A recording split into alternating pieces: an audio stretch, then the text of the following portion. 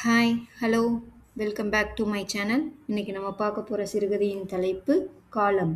ராவுக்கு முதலில் மீசை மட்டும்தான் நரைக்கத் தொடங்கிற்று.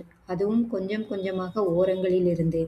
மீசையை மலித்தெறிய மனம் வரவில்லை. கல்லூரி நாட்கள் முதல் அடர்த்தியாக வளர்க்கப்பட்டது. இருப்பினும் தலைமுடி கருத்தே இருக்க நரைக்கும் வேளையில் முந்திக் கொண்டு விட்ட மீசை அவருக்கு இனம் தெரியாத ஓர் எதிரியின் சவாலாக தோன்றியது. தன்னுடைய செல்லமான விஷயங்களில் ஒன்றெனவாகிவிட்ட மீசையை தோட்டத்தில் களையெடுப்பது போல ஓரத்தில் நரைக்கத் தொடங்கிவிட்ட பகுதியை மட்டும் நரைக்கத் தொடங்காத பகுதி பாதிக்கப்படாத வண்ணம் எச்சரிக்கையுடன் சேவ் செய்து ஒழுங்குபடுத்திக் கொண்டார். நரைக்கும் பகுதி விஸ்தாரமாக ஆக மீசையின் உருவமே குறைந்து கொண்டு வந்து இப்போது ஹிட்லர் மீசைக்கும் குறைந்த அளவில் வந்து நிற்கிறது. பாஸ்கரன் நாடு திரும்பிவிட்டான். 6 வருடங்களுக்கு முன்பு திரைக்கடலோடியும் திரவியம் தேடுவேன் என்று அரபு எமிசரி பகுதிக்குப் போய்ச் சேர்ந்தவன் அவன். எலக்ட்ரானிக்ஸ் இன்ஜினியர் ஆதலால் எந்த கஷ்டமுமின்றி அரபு சேக்குகளைப் போலவே வாழ்ந்துவிட்டான். நிறைய அனுப்பினான். பாஸ்கரன் மாதவராவுக்கு ஒரே பிள்ளை. கொஞ்சம் அடங்காத்தனம் மிக்கவன். பாஸ்கரன் போன மாதம்தான் சென்னைக்கு வந்தான். எல்லாம் சரிதான். வாழ்க்கையை நன்றாகி சுவைத்தாகிவிட்டது. ஆனால் 2-3 நாட்களாக ராவுக்கு ஒரு சஞ்சலம், நிம்மதியற்ற நிலை ஏற்பட்டிருந்தது. அதைப் பற்றி அவர் தம் மனைவி ருக்மிணிபாயிடம் கூட சொல்லவில்லை. சம்பந்தப்பட்ட விஷயம் ஒரு டிரெஸ்ஸிங் டேபிள். நம்ம இன்ஜினியருக்கு இது பிடிக்கல என்று வருத்தத்தோடு தமக்குள் சொல்லிக் கொண்டார். மகன் அதை வெறுக்கிறான். பழைய காலத்து டிரெஸ்ஸிங் டேபிள். மிகவும் பெரியது. இந்த 2 காரணங்களுக்காகவே பாஸ்கரன் அதை வெறுக்கிறான். தன் வெறுப்பை தந்தையிடம் வெளியிட்ட போது அவர் எச்சிலை கூட்டி விழுங்கிவிட்டு பேசாமல் இருந்தார்.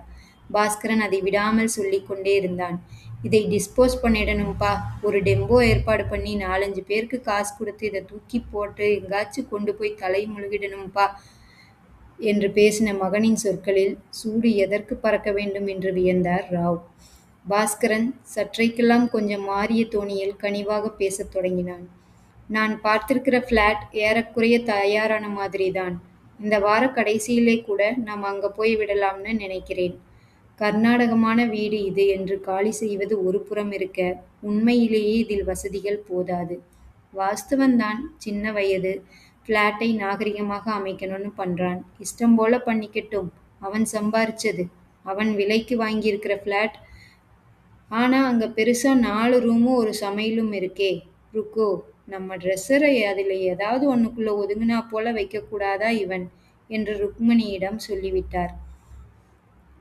அந்த டிரெஸ்ஸிங் டேபிள் அவருக்கு அவருடைய இளமை காலத்தை, அப்போது நடந்தேறிய இனிமையானவற்றை சொல்லிக் கொண்டு அதற்கெல்லாம் ஒரு மௌனமான சாட்சியாக அவருக்கு நின்றது.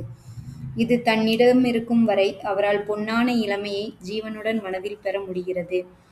அதை இழப்பதென்பதுதான் தமக்கு திடீரென மூப்பு வந்தாற்போல் என்று நினைத்து கொண்டார் ராவ்ஜி.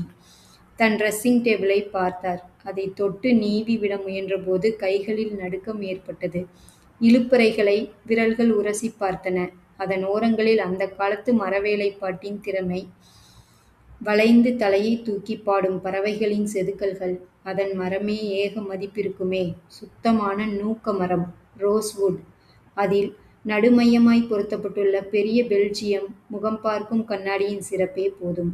அரைவட்ட அமைப்பில் பக்கத்துக்கு மும்மூன்றாக 6 இழுப்பறைகளையும் நடுப்பகுதியில் துணிமணிகளை வைக்க பெரிய இடத்தையும் கொண்டது. அருமை. அற்புதமான மரவேலைப்பாடு. பொறுமையுடனும் பொறுப்புடனும் செய்யப்பட்டிருந்தது. கைப்பிடிகள் பித்தளையால் ஆனவை. அந்த மர டிரெஸ்ஸர் 1000 குரலில் அவருடன் பேசி அவருடைய வாழ்க்கையை, இளமையை நினைவூட்டிவிட்டு ஒரு முடிவை நோக்கி காத்திருப்பது போல பட்டது. ருக்மணிபாய் மனைவியாக வந்திருந்த காலம் அது. ஆசையுடன் இளம் மனைவி கேட்டது இன்னும் வார்த்தை பிசங்காமல் நினைவிலுள்ளது. எனக்கு ஒரு டிரெஸ்ஸிங் டேபிள் பண்ணி போடுங்கோ. ராவ் உடனே காரியத்தில் இறங்கிவிட்டார். அவளுடைய அலையலையான கூந்தலை நிதானமாக உட்கார்ந்து வாரி பின்னிட, அழகழகாய் உடுத்திக் கொள்ள, அலங்காரம் முடிந்தும் திருப்தியின்றி அந்த கண்ணாடி முன்பாக நின்றே கிடந்து தன்னையே உற்று உற்று பார்த்து கொண்டிருக்கும் அவளுக்குப் பின்னால் நெருங்கி நின்றபடி அவளை கொஞ்ச நேரமும், தன்னை மட்டும் கொஞ்ச நேரமும், பிறகு தன்னையும் அவளையும் சேர்த்து வெகு நேரத்திற்கு பார்த்து பார்த்து கழித்த நாட்களுக்கு அடைந்த சுகத்திற்கு அவள் அலங்காரம் செய்து கொண்டிருக்கும் போது இவரிடையே போய்ச் செய்யும் இளமை குறும்புகளுக்கெல்லாம் ஒரு ரகசியம் தெரிந்த மிக நம்பகமான சாட்சியாக தோன்றியது அந்த ட்ரெஸ்ஸிங் டேபிள். அதை பார்க்கும் போதெல்லாம் தங்கள் இளமை நினைவுக்குத்தான் போய்விடுவார் ராவ்ஜி. இப்போது அதை அவர்கள் வெளியேற்றிவிட வேண்டுமாம். இந்த புதிய நவநாகரிகமான கச்சிதமான நவீன பாணி குடியிருப்பு பகுதியில் அதற்கு இடமில்லையாம். அடுத்த சில நாட்களில் ராவ் ஒரு டெம்போவுடன் வந்துவிட்டார். ஆட்கள் முரட்டுத்தனமாய் அறையில் நுழைந்து அந்த வயதான ட்ரெஸ்ஸிங் டேபிளை அதன் கால்கள் தரையில் பயங்கரமாய் ஓசை எழுப்பும்படிக்கு இழுக்கத் தொடங்கினர். ட்ரெஸ்ஸிங் டேபிளை அவர்கள் பழைய சாமான் கடையில் ஓர் இருண்ட மூலையில் அழுக்குக்கிடையில் தள்ளினபோது கடைக்காரன் கேட்டான், இதுக்கு என்ன கேட்குறீங்க? ராவ்ஜியின் காதில் அது சரியாக விழவில்லை போலும். மிஸ்டர், சும்மா நிற்கிறீங்களே, என்ன எதிர்பார்க்குறீங்கன்னு சொல்கிறது தானே? எனக்கும் நிறைய வேலை இருக்கு பாருங்க என்ற கடைக்காரனின் வார்த்தைகள் ராவ்ஜியின் மௌனத்தை கலைத்தன. கடைசியாக அவரும் பேசிவிட்டார். இது எவ்வளவு தகும்னு நீ நினைக்கிற? இது ரொம்ப அருமையான கண்டிஷனில் இருக்கு சார். ரொம்ப பழைய காலத்தது. ஆனால் பழசு ஆக ஆக எத்தனையோ சமாசாரம் மதிப்பேறிடுறது. இந்த மாதிரி பழைய சாமான்களுக்குன்னே சில பேர் காத்துக்கிட்டு என்கிட்ட வராங்க என்று கடைக்காரன் மனம் திறந்து சொன்ன உண்மை ராவை மெய்மறக்கச் செய்தது. அப்படியா? நான் இதோட விலையை யோசிச்சு என் மனைவிக்கிட்டையும் கேட்டுட்டு நாளைக்கு சொல்லட்டுமா? சரி, ஆனால் ரொம்ப நாள் தள்ளிடாதீங்க. நாளைக்கு மறுநாள் வந்தாலும் பாதகமில்லை. இதை பார்த்துட்டா சீக்கிரம் வாங்கிறதுக்கு ஆளுங்க வந்துடலாம். புதிய நம்பிக்கையொன்று பிறந்தது. கடைக்காரன் பழைய சாமானின் மகத்துவத்தை எடுத்துச் சொன்னதை பாஸ்கரனுக்குச் சொன்னால் அவனுக்கு நிச்சயம் அந்த பழங்கால கலைப்பொருள் போன்ற ட்ரெஸ்ஸர் மீது மதிப்பும் கருணையும் ஏற்பட்டு விற்க மனம் ஒப்பாது புதிய ஜாகைக்கு எடுத்துச் செல்ல சம்மதிப்பான். அவன் சம்மதிப்பானா? அன்று மாலை ராவ் பாஸ்கரனிடம் வாயை திறக்கும் முன் அந்த ட்ரெஸ்ஸர் விஷயமாய் அவரும் ருக்மணிபாயும் கொண்ட வருத்தத்திலும் குழப்பத்திலும் அன்றைய தினம் ஒரு விசேஷமான தினம் என்பதை கூட மறந்துவிட்டிருந்தனர். பாஸ்கரன் சில பொட்டலங்களுடன் வந்து செல்லவும் திடுக்கிட்டனர். பாஸ்கரன் ட்ரெஸ்ஸர் இல்லாததைக் கண்டு அமைதியான விதத்தில் சந்தோஷப்பட்டது கிடக்கட்டும். இன்றைக்கு ரொம்ப நல்ல நாளேச்சேம்மா, பாரு, இதை உனக்கு கொண்டாந்திருக்கேன். கன்கிராச்சுலேஷன்ஸ். உன்னோட கல்யாண நாளுக்கு சொல்லிவிட்டு அந்த விலையுயர்ந்த பட்டுப்புடவையை, வளையல், செருப்பு ஆகியவற்றை பூவுடன் ருக்மணிபாயிடம் தந்தான் பிள்ளை. ஆம், அன்றுதான் அவனுடைய பெற்றோர்களின் திருமண நாள். அவர்கள் அன்றைய தினத்தில்தான் கல்யாணம் செய்து கொண்டவர்கள். தாயின் முகத்தை தட்டி கொடுத்துவிட்டு ராவின் புறமாய் திரும்பினான். உனக்கு என்ன கொண்டு வந்திருக்கேன்னு சொல்லு பார்ப்போம் என்றான். ஒரு சிறிய அழகான துணிப்பையை பிதுக்கினார் போல் செய்யவும் அதிலிருந்து வெளிநாட்டு கை கடிகாரம் ஒன்று பாஸ்கரனின் கையில் வந்து நின்றது. Automatic watch. எங்கே நீட்டு உன் கையை என்றான். நீட்டினார் ராவ்ஜி. விலங்கு மாட்டுவது போல் தடித்த வடம் போன்ற நிக்கல் சங்கிலி பட்டையுடன் கனமான ஆட்டோமேட்டிக் வாட்சை கட்டிவிட்டு தழுவிக் கொண்டான். அரபு எமிசரி நாட்டு தழுவல் முறையோ? உங்க கல்யாண நாளுக்கு கன்கிராட்ஸ்பா என்றான் பாஸ்கரன்.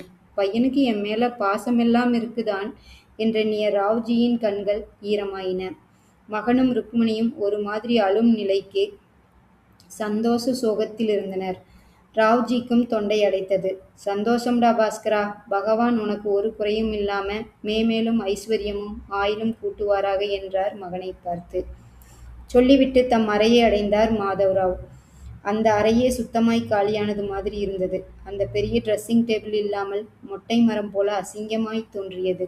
மகனின் மலர்ந்த முகத்தை நினைத்து கொண்டார். இப்போது அவருடைய மனமும் துள்ளிற்று. இப்போது போய் அந்த பழங்கால ட்ரெஸ்ஸரை பற்றி சொல்லி பாஸ்கரனின் சந்தோஷத்தை கெடுக்க வேண்டாம் என்று முடிவு செய்தார். மறுபடியும் அந்த ட்ரெஸ்ஸிங் டேபிள் காலியிடத்தை தூக்கத்தோடு பார்த்தார். ஒரு தகப்பன் மறப்பதும் மன்னிப்பதும் அவனுக்குண்டானவை. பாஸ்கரனை எதற்கு மனம் நோக விட வேண்டும் என்று சமாதானம் செய்து கொண்டார். அப்பா, அப்பா, ஒடியாங்க இங்க, இப்படி வந்து அம்மா பக்கத்துல நில்லு என்று பாஸ்கரன் கத்துவது கேட்கிறது. அவள் தனது புதிய பட்டுப்புடவையில் இருப்பாள். பிள்ளை தன் மனைவியுடன் விழுந்து நமஸ்கரித்துவிட்டு வெளிநாட்டிலிருந்து கொண்டு வந்த கேமராவால் தன்னையும் ருக்மணியும் படமாய் எடுத்து தள்ளுவான். இதுக்குத்தான் கத்தரான் என்று முன்கூட்டியே முடிவு செய்து கொண்ட ராவ்ஜி தம் நினைவுகளை ஒருமுறை நன்றாக துடைத்து கொண்ட பிறகுதான் வெளியேறினார். ஒரு தகப்பன் மறப்பதும் மன்னிப்பதும் அவனுக்குண்டானவை. Thank you for watching. Please like and subscribe my channel.